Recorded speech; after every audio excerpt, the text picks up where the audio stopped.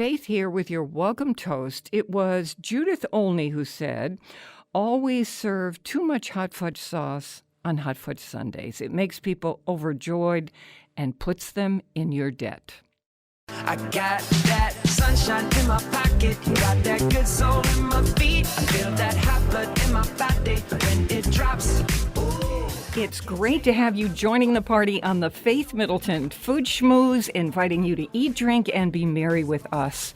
Fun show right now. I can't wait to do this cookbook. You're about to hear how to make microwave mug pudding, how to roast your turkey frozen in the oven, how to make a no-need-to-flip-it omelet by using your waffle iron, and slow cooker lasagna with sausage and arugula.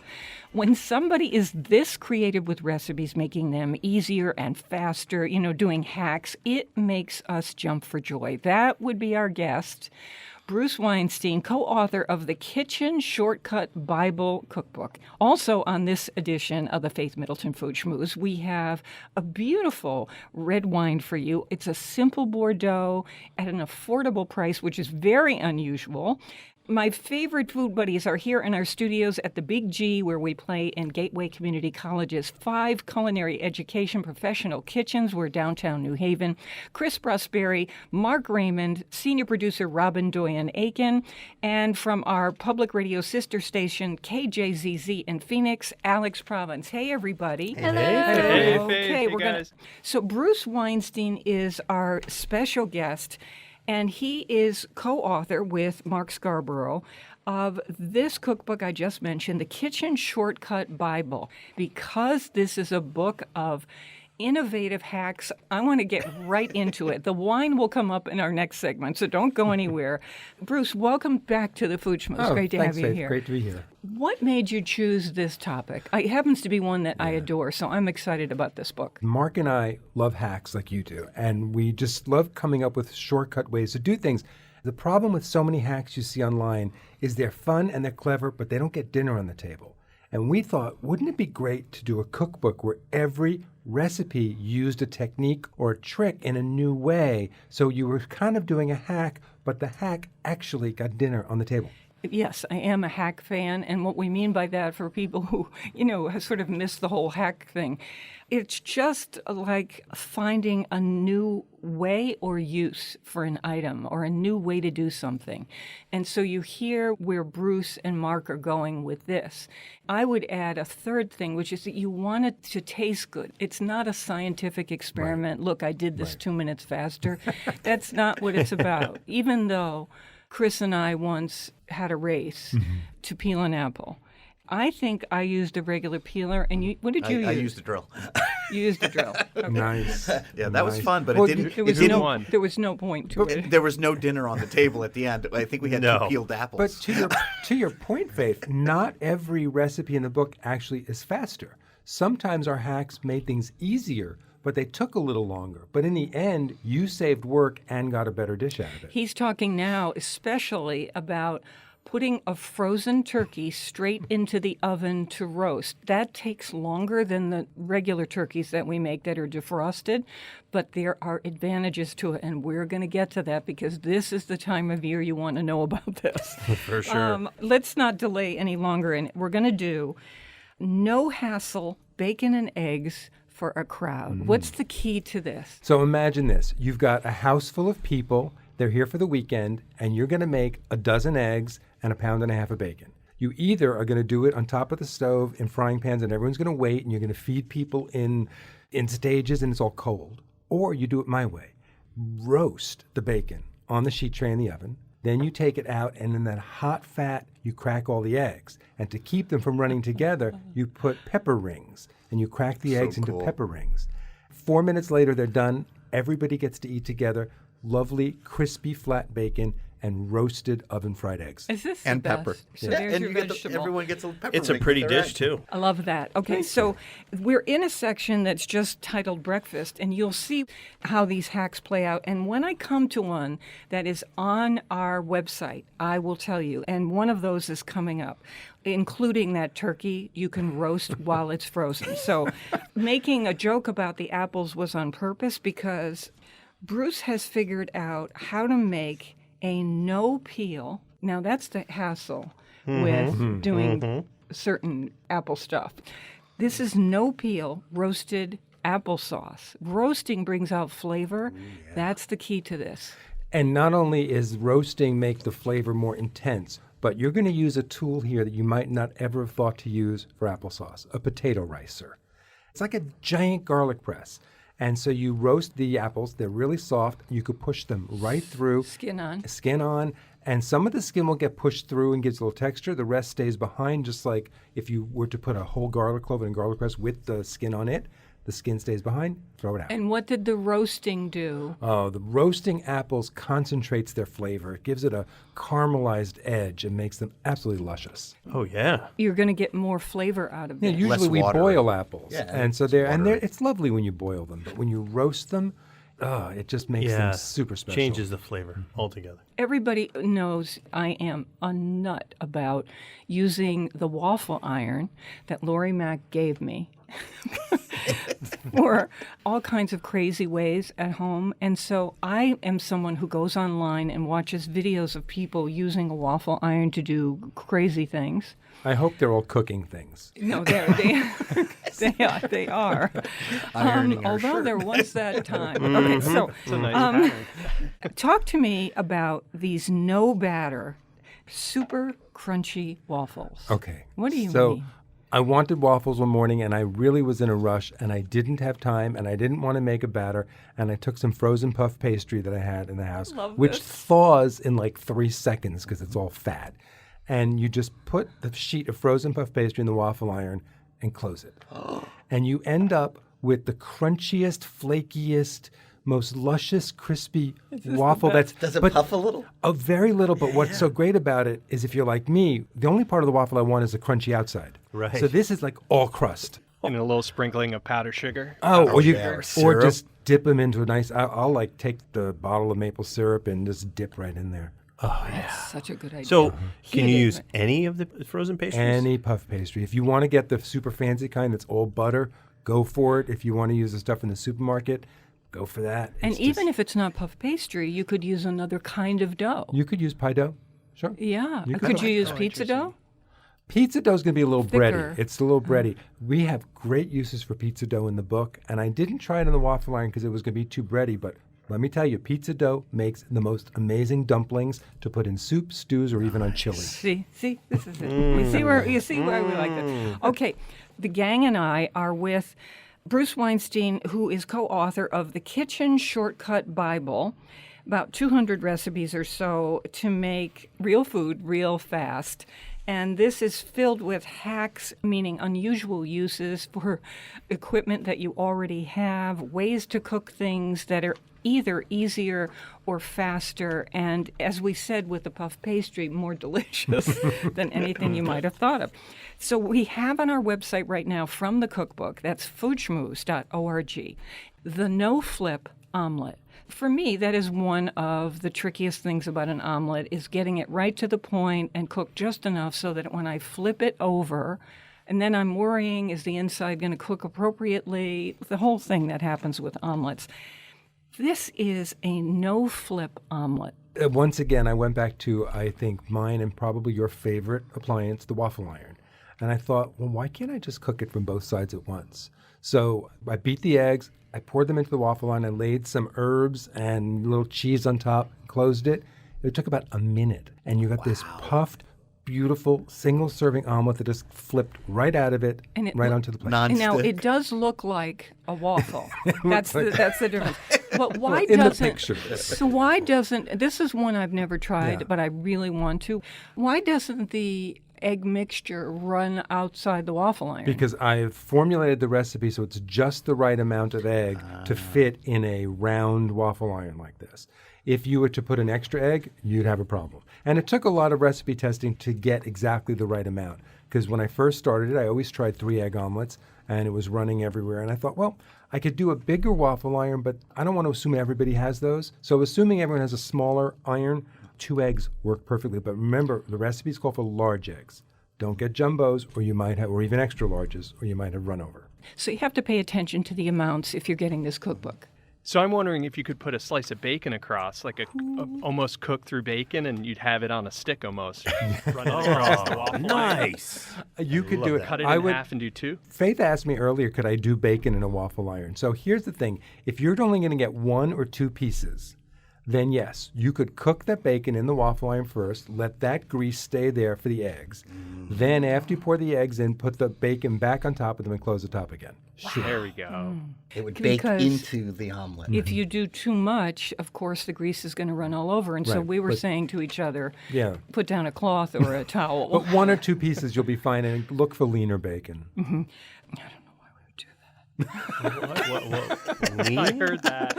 Who wants? Wiener bacon? What's that? They make that? You mean meaner bacon? Bacon is never mean. You know how we're obsessed on the show with making chocolate sandwiches, in a panini thing or just under the broiler. That's We the way do you this do it, all the yep. time. I usually do it on a long split baguette. Bruce has figured out a way to do chocolate pockets. And before we start talking about this, Mark, I know your son Daniel is a fan of the Klondike bar and got very creative with it. When I saw this recipe at first, I thought, Daniel. If I make this for him at home, it's going to be a whole new world. He's going to be at the waffle iron every day. Yeah, Yeah. me too, actually. This looks So- incredible. Okay, The trick for this is to look for the potato bread, which they sell in every supermarket, which I adore. It's denser, it's a little sweeter. And then the trick number 2, butter the bread. And you butter the side that doesn't get the chocolate. So you butter it, both pieces, turn them upside down, put the chocolate, then sandwich it. So now you have a chocolate sandwich with butter on the outside. Then when you put that in the waffle iron, the butter melts, the bread gets crisp and toasty, the chocolate gets ooey gooey, and you've made like pain au chocolat in 5 minutes. A scoop of ice cream when you have dessert. Our breakfast. if you're someone who loves that salty sweet thing, you could just do a few flakes of sea salt on top Absolutely. of that chocolate. Or you can also Yeah. use salted butter. You That could would put then be- strawberries in there. People love chocolate and fruit. You could do anything with this particular. I can't have a chocolate croissant every morning, but I could have this. You definitely could. When I'm together with friends and we're sitting around trying to figure out what to make that would be fast, I am forever saying, and always getting turned down, let's make turkey burgers, because I consider it a personal challenge to make the turkey burger delicious. I've done this where I've diced up our Palacios Oh, yes, chorizo and egg and Anything to breadcrumb. make I mean, the all turkey. kinds of things. This is from Bruce and Mark, turkey burgers that never dry out. And that is the problem with That a is turkey the problem, because turkey burgers you can't eat rare like beef, right? You have to cook them to 165 degrees according to the USDA, which makes them safe to eat. That also dries them out. So I thought, what can I put in the mixture of ground turkey to make it moist, but that's also flavorful? And I decided if I take some mushrooms and I process them in the food processor with little shallots, I can mix those into the meat. You can't dry them out because mushrooms have so much moisture, but it's also flavor. As you cook them, they almost baste from the inside. So why are you processing the mushrooms with shallots instead of just dicing them fine and throwing them into the meat? Why do you do the extra step of the processor? That's for texture, because I didn't want to have little bits of I really wanted to be a smooth mixture going in.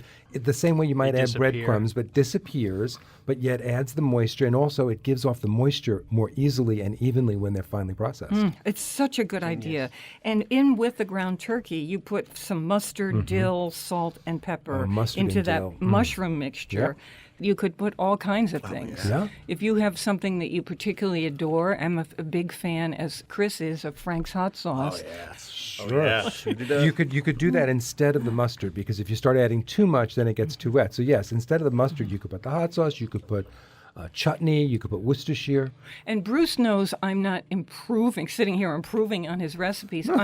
It's the spirit of this book This book is so inspiring to me because they have put so much thought into these hacks, these creative, innovative ideas for making things that I just am crazy about it. The other day, I bought a frozen package of cauliflower pizzas because I thought, this sounds interesting. Let me see how this is. Put them under the broiler, added my own toppings to them. They were very crispy little cauliflower patties is what they were, and it was delicious. However, when something is frozen that way and processed a little bit, there's going to be some extra chemicals in there. And, who wants that? This is such a great idea that you have. This is crisp, no chop, waffle iron cauliflower patties. And you can use these as a base for your pizza. Every single supermarket, every produce department has cauliflower that is riced, meaning it's been ground up to look like little grains of rice. Where do you get it in the supermarket? You get it in the produce section, in the refrigerator case. It's in bags or in its containers. All you have to do is mix in seasoned breadcrumbs, Parmesan, and eggs. And you have this batter that you could put into the waffle iron, and you get these fabulous little crisps that you can make pizza out of. You could put cream cheese and smoked salmon on them. Ooh. You could just serve a pile of them with wine before dinner instead of olives. He was saying that. That's the best idea. And I'm thinking if it's a little bit of a base, like a little pizza base, or even if it's not, I want to put a little anchovy on top of there and some capers. Yeah. Oh, you put grated Parmigiano Reggiano on there. I do, yeah. That's delicious. They look amazing, too. Like you could break them apart, right? They look absolutely gorgeous if you put them in a little basket. Crispy cauliflower patties. Oh, yeah, little snacks that you could carry in your car with you. Who wouldn't scarf these down? My sister lives in California. She says she makes these about 4 times a week now. Yeah, and they're healthy, too, right? Much healthier than like a potato pancake, right? Oh, yeah. Oh, I think we need, we're coming up to a quick break, and that means some kind of cool music, thanks to Robin Doyen-Aiken. But on the other side of the break, we are going to start with the wine, and this is where I'm going to bring in Mark Raymond and Alex Province. But quickly, as we go to break, chili black bean burgers. Black beans right out of the can, some pecans, some rolled oats, Frank's hot sauce, ground cumin, dried oregano. This is a whopper of a chili black bean burger. So you would find that in this book, too. We're going to come back, do the wine, and then give you more of these shortcut tips that are so great from the Kitchen Shortcut Bible. And we'll be right back.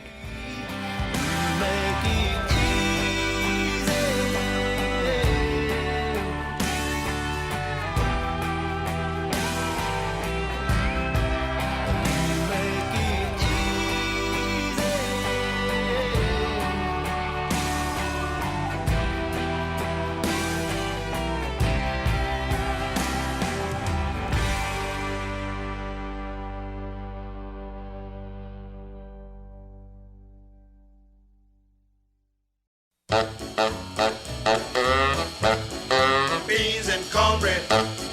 Beans and cornbread. Beans and cornbread. Beans and cornbread had a fight. Beans knocked cornbread out of sight. Cornbread said, now that's all right. Meet me on the corner tomorrow night. I'll be ready. I'll be ready tomorrow night. I'll be ready. I'll be ready tomorrow night. I'll be ready. I'll be ready tomorrow night. That's what Beans said to cornbread. I'm with my treasured food buddies, Chris Prosperi, chef and co-owner of Metro Beast Restaurant in Simsbury, Connecticut, wine broker Alex Province, coming to us from Phoenix, Arizona this week. KJZZ is our sister station there. Mark Raymond, who is one of our wine guys, and our special guest today is Bruce Weinstein, co-author with Mark Scarborough of the Kitchen Shortcut Bible. We'll get back to those innovative ideas in just a minute because we've got a red wine to recommend, and it's a Bordeaux. Those are usually very expensive. Alex brought this to my attention. And this one is about $20, let's say. We have this posted online, picture of the label. You can just read it to somebody if you want. We thought of this as a kind of end of season for those of you who are going to put your grills away, end of season steak on the grill kind of wine because it's very, very dry. So the winemaker it's Chateau Vieux Poirier, and that's probably the hardest part is just pronouncing it. And that's Old Pear Tree, for those wondering. So I just poured it into my glass. I'm virtually tasting with you guys. And it has this like beautiful red cherry color. And when I first smell it, I'm getting, it's not exactly fruit-based. It's more serious, like a serious Bordeaux. So this tastes like dark, rich plums. And It's French, so it's bone dry, so you're not getting any sugar. So it has like a rich, savory, complex tannin taste. And that's what's going to pair with protein if you're going to do this on the grill. I love the softness of the tannins in this, and then agreeing with you on the flavor profile. Put my nose in there, and I'm getting this beautiful blueberry and blackberry and plum, and you get it on the palate, and that fruit pops there as well.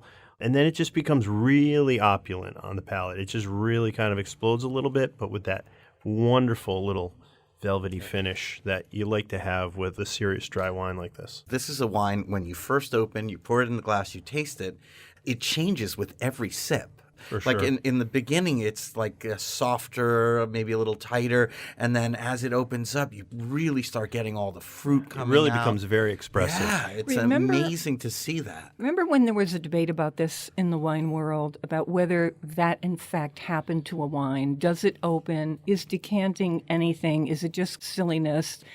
But it does. I mean, It I does. certainly This is the have wine. witnessed it. And it happened to us with this very wine.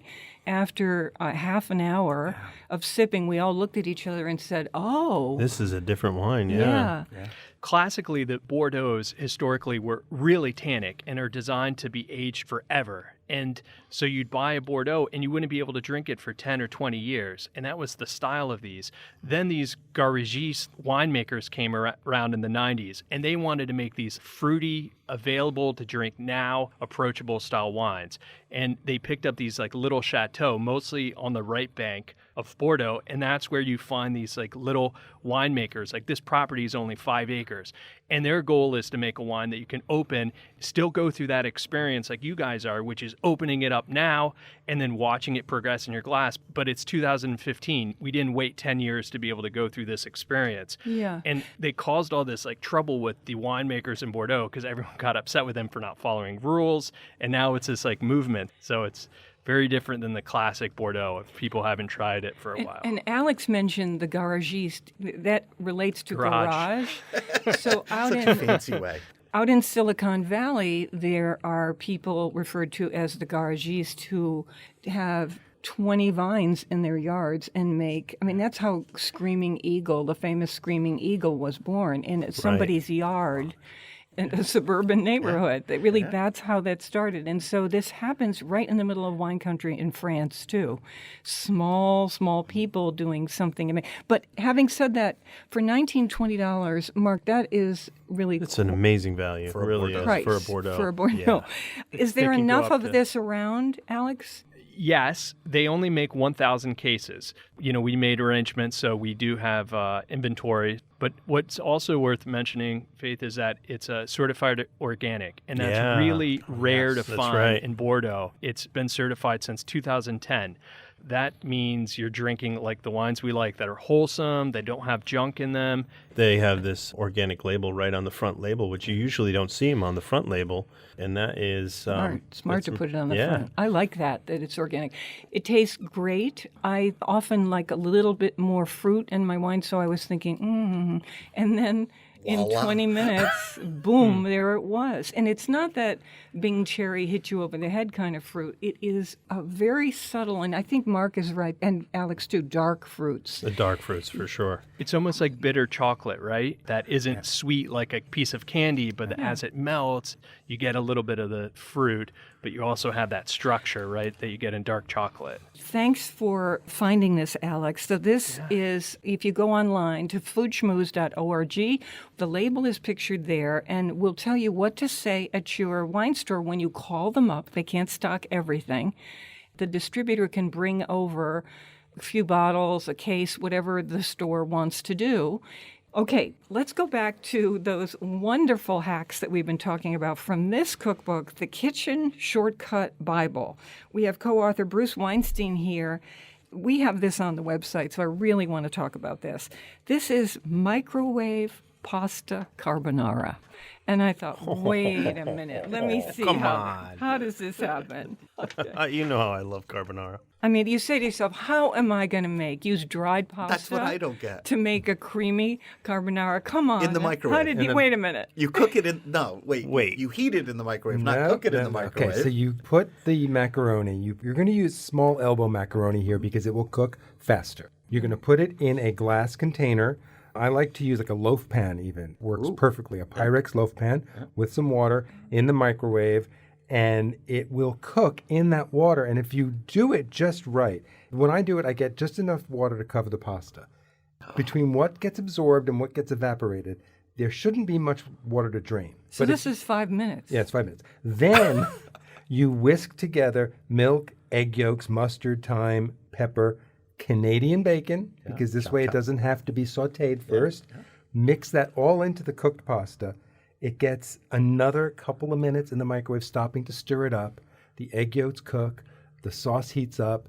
It's ridiculous. It's the microwave, but you have pasta with some smoky Canadian bacon and an egg yolk sauce, and it's amazing. And no one would know. I want to make this for a You'd group almost of want people. to tell them, Yeah, though. after they taste it. Yeah, They taste it, you want to tell them, right? You want to put it on the table, say, I made this for everyone. And then after everyone's like, wow, that's great, then you tell them it was in the microwave. Yeah, that's so awesome. That's just And great. you know, a lot of high-end foodies poo-poo the microwave. Like, oh, I don't even have Oh, one. of course. Like, what are you kidding? I love it. I love my microwave. Me too. I do the bacon in there when I'm in a rush. In honor Absolutely. of Barbara Kafka, Microwave Gourmet, her cookbook. Yeah. I'm very thrilled to have that on the website. Chris and I, in particular, I've never asked you this, Mark. Are you a slow cooker fan? I am. Okay, I so so am. there's a section in here, and it's a slow cooker lasagna with sausage and arugula. I am somebody who puts arugula in a frying pan and sautés it in olive oil. Oh, yeah. It's a vegetable to me, It so is. I am thrilled with this idea. How does this come together? You don't have to cook the lasagna noodles first. And that's the trick here. And because it's in the slow cooker, they're not going to fit exactly, so you break them up. And you make them fit. You have as many pieces whole as you can. You break the rest up to fit in the nooks and crannies. It absorbs the liquid from the sauce. Pasta cooks right in it, and you just scoop it out. Because there's a space between the lasagna and the roof of the slow cooker, you're not getting that dried out thing. Yeah, no, it stays very moist. Inside a slow cooker is a very moist environment. The top of that lasagna stays succulent. See, I thought I've seen everything, but that's a new one for me. I love that idea. Yeah, lasagna, especially this time of year. Oh, yeah. And you can start it before you leave. Uh-huh. You get it all set up, let it cook, and when you get home, you got I your have meal. news for you. That's what's dinner tonight. It's going at home right now. All And it right. must smell That- amazing. I when you love it. walk That in. is dinner when I get home tonight. We're going to get the address right now. Yeah, we'll be over. I'll bring the Do you wine. guys add any red wine to your lasagna? I don't, And- Alex. When I do, in a slow cooker, you'd come home and you'd get that smell of wine as well when you're cooking with wine. yum. I'm thinking a little red wine on top. I love that smell. Me too.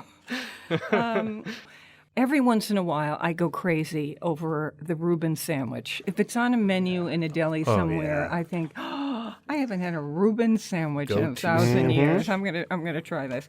What do I come to in here but Reuben rolls with spicy hot Russian dip? But wait till you hear what the trick is to this. So these are little deep fried finger-shaped rolls. And rather than having to make a dough or buy dumpling wrappers, you take bread and you take a rolling pin and you roll the bread out flat and it becomes dense and it becomes an instant dumpling wrapper. Cut the crust off. You take the crust off, you roll the square of bread out flat. And you do rye bread. I use rye bread for this. And then I chop up store-bought corned beef and sauerkraut, put that in the Genius. bread, roll it up. You just wet the ends of the bread. It seals What about together. pickle relish? And You they remember you put that in there? yeah.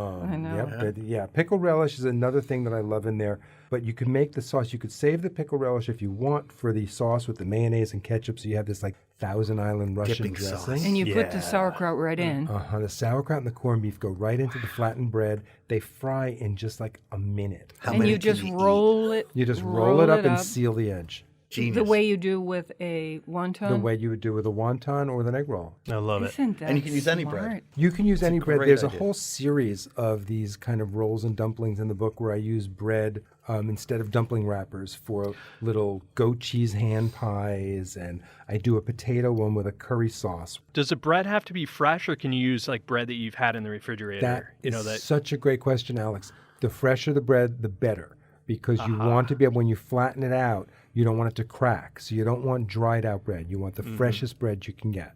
All right, I know what you're waiting for. You're waiting to hear about the turkey course you are. There's a turkey that you roast in the oven while it is frozen. This is a freezer-to-oven whole turkey. We know what holiday is coming, or the holidays. Can you imagine? You think about this as a mistake if the turkey is still frozen. This is intentional, where you mean to put a frozen turkey straight from the freezer into the oven. It's on our website right now, foodschmooze.org. If you have to thaw a turkey, it's going to have to be done in your refrigerator because, again, the USDA says don't thaw it at room temperature. So you're now taking up an entire shelf of your refrigerator for days because a 20-pound turkey, a 16-pound turkey, even a 12-pound turkey is going to take 3 days. Yeah, at to least. thaw And you in have to your refrigerator. sanitize your refrigerator afterwards, right? 'Cause Well, you feel if like it- there's like yeah, raw turkey hanging out. And I have to say that, a lot of people have fear of getting up on stage or they have nightmares. Oh, I went into a meeting and I was naked. Well, I have this fear. It's Thanksgiving morning and I didn't thaw the turkey. And now everyone's coming for dinner. And what am I going to do? You can cook it frozen. Now, you have to peel off the wrapper, of course. And that's a given, right? Where no one's going to put the turkey in the oven with the plastic wrapper on it. Don't do that. However, I hear you. You're saying there's stuff inside of it, right? The giblets and all that are in there. So those have to come out, and they're not going to come out for about the first hour and a half. So after about an hour and a half, you're going to check it, and when you could start to move the skin away and pull those giblets out, do that, and then let it keep going. Figure about 50% more cooking time than if you did it from thawed. Bruce, do you still need to wash the outside of the turkey? In this case, no. You're also not going to season it before it goes in the oven because it's frozen. Nothing's going to stick to it. Salt won't even stick to it. It'll bounce off. But when you are able to get the giblets out, and you really want to get those giblets out, that's a good time to sprinkle some salt and pepper on the turkey and then let it go back. So imagine you were going to do 5 hours to roast a giant turkey. So this is only 7.5 hours. It's that 2.5 hours extra saves you all that trouble of having to take refrigerator room to thaw it. And you know what? That is the magic number. Because think about this, everybody. People are getting up at 5 o'clock in the morning to get the turkey in so that it comes out at exactly when your Thanksgiving dinner or another holiday dinner is supposed to start. This way, when I hear 7.5, I think that's a whole night's sleep. That means I could put it in if somebody would take a shift and just pull the giblets out. It's like I could really do it. How did you come up with this idea? Mark and I were trying to figure out how to cook from the freezer for this book. Cooking frozen stuff is a really important hack. It's an important thing to master. And so we started small and we figured out how we're going to cook frozen boneless, skinless chicken breasts and steaks from frozen. That all the recipes for doing that's in the book. And we got bigger and bigger and bigger. And I said, well, what would happen if we tried to do a turkey frozen? And we did it. And it just blew us away. And we're like, okay, that's it. That's so going in the book. Was there any difference? It was just as delicious, just as brown. You don't have the option of brining it. So if you're someone who likes to brine a turkey, you're not going to be able to do that. But there are plenty of turkeys, especially if you buy turkeys in the supermarket, that have all sorts of pre-basting things in them, that there's stock and even water that's injected into the meat. It keeps it really moist. The Kitchen Shortcut Bible is the name of this cookbook. It is, I think, absolutely terrific. Coming up, we're going to tell you how to roast potatoes, onions, and a chicken in a Bundt pan. We love the local. Please support your local food growers and food makers. And for an on-demand podcast, go to foodschmooze.org, where you'll find all kinds of recipes, cocktails, wines that we recommend. foodschmooze.org, and we'll be right back. I just want to hit freeze right now, now, now. Oh, I just want you and me right now, now, now. Oh, I just want to hit freeze right now, now, now. I wanna hit freeze. Everybody will be eating all the chicken tonight. Everybody will be eating all the chicken tonight. Everybody will be eating all the chicken tonight. Everybody will be eating all the chicken tonight. Everybody will be eating all the chicken tonight. Everybody will be eating all the chicken tonight. This is the Food Schmooze Party, offering the richness of life and coming to you in Connecticut, Rhode Island, Massachusetts, and New York. New York including Westchester County, the east end of Long Island, the Hamptons. The senior producer is Robin Doyen Aiken. And to hear this show on Connecticut Public Radio, it airs Thursdays at 3 and again at 9, and Saturdays at noon. Podcasts and our curated recommendations are always online waiting to make you happy at foodschmooze.org. Now, here's an invitation as we go to how to do this chicken in a bundt pan. We want to hear from you on Facebook. Do you have a kitchen hack that you love, whether it is using your waffle iron, a regular iron, to make a sandwich? I don't know. Grill. Yes, your power grill. Is there something that you use that makes something easier, faster? It is hard to be as innovative as Mark and Bruce have been with this book, but everybody discovers something in life. And if you have, we would love to hear from you. We'll be watching for these. That's Faith Middleton Food Schmooze on Facebook. How to make a bistro Bundt-Pan Chicken with shallots and potatoes. In other words, shallots and potatoes are all in here with the chicken in a single bundt pan. And everything gets crispy. And the way that happens is you use the bundt pan like a vertical roaster. So you turn the chicken so that the feet are facing down and into the pan. And then bundt pans have those lovely little scallop ridges all around. Each one holds a wedge of a potato and a shallot. Then drizzle a little olive oil. You could use butter if you like, salt and pepper. You let this thing just go in the oven. Everything gets brown. Everything gets delicious. The juices stay in there, and they still flavor everything. We tasted this before the show. Chris made it from scratch.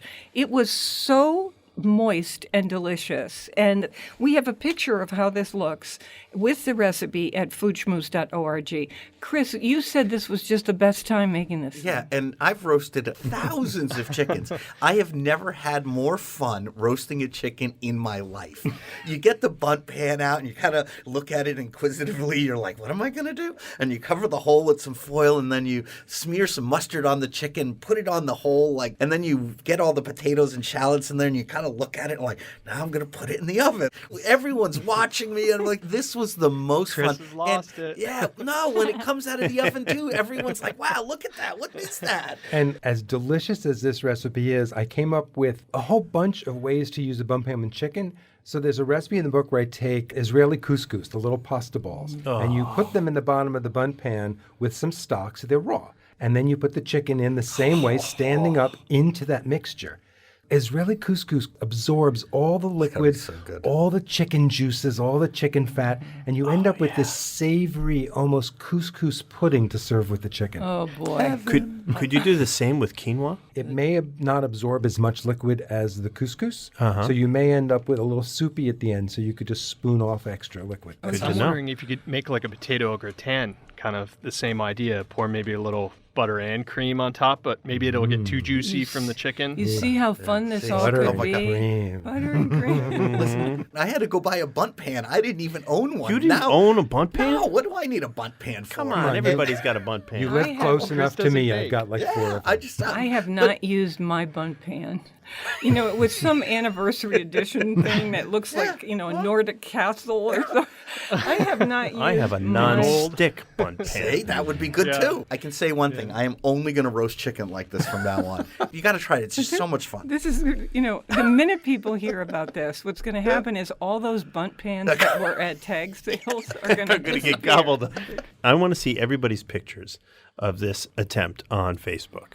Faith Middleton Food Schmooze Facebook, of course. Okay. I think this is just. I think this is going to explode. I'm going to do it. I'm going to put one up. I'm for trying sure. to think already. Okay, where does the foie gras go? When something is that much fun, you just have to try it. I think so. I think your Facebook idea, Mark, is fantastic. I think I'm going to Give us do a it. smartphone picture of that. I will. So we did one more recipe from the book, though I have much more to talk about. I will get in as much as we can. And that is, Bruce, your porcini and orange braised short ribs. Oh, what a combination. Yeah, that sounds I love delicious. beef with orange. That's a beautiful, beautiful thing. Now, this is in your make ahead section. So how does this work? The way the recipes work in this section are really cool. because everyone likes to use a slow cooker, but no one has time in the morning before you go to work to actually do it. So it's like you have this thing that's supposed to help you, but it really doesn't because you have to do so much prep work. So in this section, you make packets, Ziploc bags full of the sauce and the vegetables and the spices. And you keep these in your freezer. Then the morning you want to make it, you peel back the plastic, put the frozen block of slow cooker mix, you put the fresh meat on top of it, turn your slow cooker on, and you have no work to do. So you didn't have to brown the meat? You can if you want, but you don't have to. And that's the trick here, is that the work is done ahead of time. So what you're going to put into the Ziploc bag in this recipe is broth and pearl onions and baby carrots, raisins, balsamic, orange zest, dried mushrooms, sage, and allspice. It is the most wonderful thing to make a meal in a slow cooker that you feel is company worthy. This is one of those recipes, it seems to me, because on the previous weekend you could do what Bruce is suggesting, where you chop up all the stuff and put it in those little plastic bags in the freezer. Right. And then even the next weekend or whatever night company's coming, you just put on your slow cooker in the morning. Right. There you go. They come in and that aroma is there, and then you say, look, and you spooning it out of the slow cooker. And you don't have to do anything that morning because you've done it all. And if you keep 5 or 6 different bags of sauces in the freezer, you could mix and match anytime you want. And the thing is, you should never put frozen meat in a slow cooker, which is why we didn't put the meat into that bag. The meat should always be fresh. And the sauce stuff is frozen, and actually that frozen block of sauce mixture will keep that raw meat at a safe temperature until everything starts to heat up. So great. You do this in the morning, you'd set the table the night before, and then you'd have your friends just meet right after work. At 6 o'clock, meet at my house, and everything would be done. You'd walk in, they could almost follow you in, you turn the key, and your house smells good, the table's set, and dinner's already cooked. Pop the cork and pour the wine. Well, Alex, you're setting the table the night before. That tells us all you don't have a cat. No, Because if you have a cat, you don't set the table the night before. Ever. Well, the hairs are garnished. I'm thinking more like shattered crystal. I forget cats like to walk up on stuff, huh? That is They so do. funny. Does your cat do that? I used to have a cat, and the cat would always be on the table, so no, you could never set the table in advance. Funny. Oh, And the dog eats the slow cooker. There you go. Here is something that I'm always afraid to do, is to make confit in any device. What scares you? Tell me what scares you. It's just, I think, it seems like so many steps. And I come upon this in your book, poaching tuna in olive oil in the slow cooker, and I have tuna confit. And I thought, no, it can't be this easy. Well, the thing about confit is you're basically poaching in fat, whether it's duck leg quarters, chicken leg quarters, or fish. And you want it at the lowest possible temperature. So when I confit the old-fashioned way, I set my oven at 170 degrees, which is like barely even warm, and it'll go all day. Well, the nice thing is your slow cooker on low is only a few degrees higher than that. It's still lower than a simmer. So you're going to put the oil in your slow cooker, and for the fish, you need about a quart, because you'll want to make sure the fish is submerged. So extra virgin olive oil, but not fancy. Yeah. When you get real fancy stuff, you pay for all those overtones of flavors and subtlety. That's unnecessary here. You're going to put herbs in there. You're going to put some fresh rosemary in there. You're going to put garlic in there, salt and pepper, and then you submerge the tuna steaks. And that goes on low until they're cooked through. They're just luscious and unctuous. And if you ever had really, really good Italian canned tuna and olive oil, that's what this is like. The stuff you can't get in this country. And it costs a fortune. Yeah. Right. And Chris had a great idea for the oil. We were talking earlier about this because the oil will take on a fishy quality. Chris had said, well, can I use that? And I thought, you can keep it in the refrigerator for about a week. And if you're making a Caesar dressing, you don't even need anchovies. You could use that oil as some of the olive oil. Half of the olive can be that. And you're adding a fishiness to the dressing, which is what you want in a Caesar. Or if you were doing a niçoise salad, you could do that too. Use the same oil. So you say it lasts a week. I wouldn't keep them on the weekend. I would keep in the fridge. For sure, yes. Because it's You could freeze it, couldn't you? Yeah, I mean, oil freezes I okay. suppose you could, sure. We'll take a baguette and you take that tuna with the oil, the olive oil, and you'd actually drizzle the olive oil on the baguette, and that with thinly sliced tomato and that beautiful, I say Spanish tuna on top. Roll that in foil and bring that to work. That is the greatest sandwich. And the bread absorbs all the oil and just gets better. Oh, and you do a sprinkle of kosher salt so you get a little bit of that crunch. That is heaven to me. Oh, that's good. I would probably add some shaved red onion or shallot to it as well. Yeah. Okay, so you know what we have to get to? There's so many things I wish I could get to in here, but we have to do some dessert. Absolutely have to do dessert. So the pudding in a microwave mug. That's so great because you can make one or you can make two. You know, because how often have you found yourself after dinner, you're watching a movie, you go, oh, I wish I had some chocolate pudding. But you know if you'd made it, you're going to make like a pot of it, and then you're either going to eat it all and feel miserable at yourself, or you're not going to make it because it makes too much. So I figured, why can't I just make them one at a time in the microwave? I just whisk together, milk and sugar and cocoa, rather than, because a whole egg is too much, because a whole egg would make 4 or 6 servings. The trick here is use like egg beaters, the pasteurized egg substitute. It acts it is egg, it's just mostly egg whites. And by mixing that in, you get the richness, you get the egg quality, and you don't have to break a whole egg and use only a bit of it. And I just discovered that Pete and Jerry's is doing an organic egg beater type thing. It didn't look like it had all those chemicals. Well, that's a great thing. So it was good to know. Because a whole egg is about 4 tablespoons, or a large egg, when you beat it. And this recipe, to make 1 serving of chocolate pudding, needs 1 tablespoon of egg. So it was a great idea. Faith is in a section of the book that I call "What to Do with Melted Ice Cream." How come Bruce didn't bring this for us to try?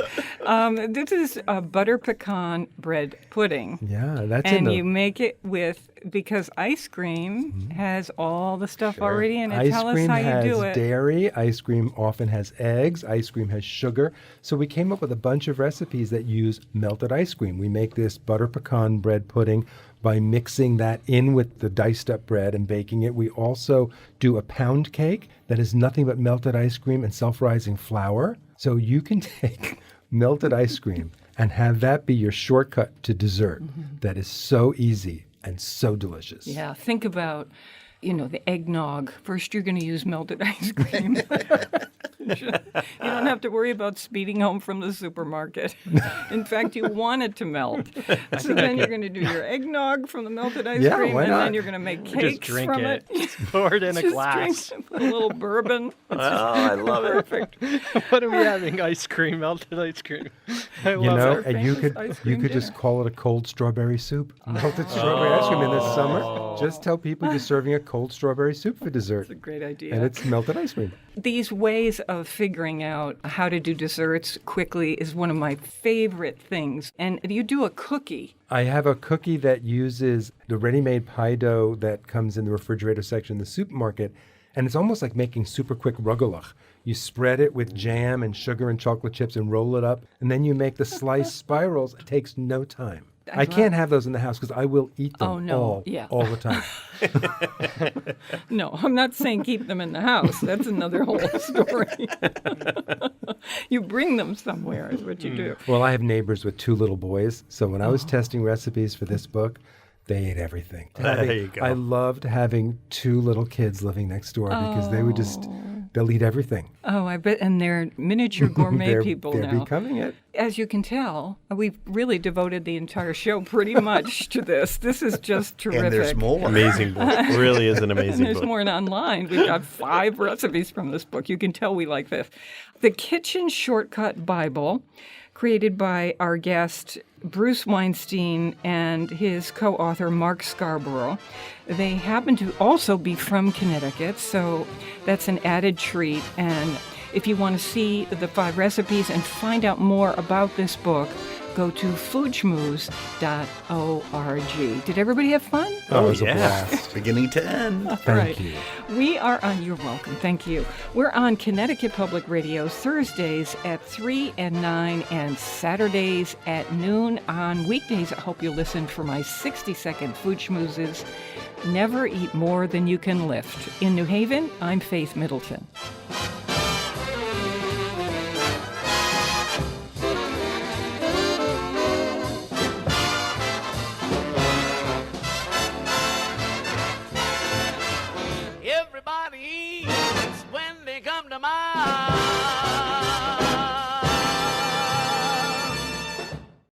Hey, don't want the party to end? Well, neither do we. Talk with us anytime online at foodschmooze.org.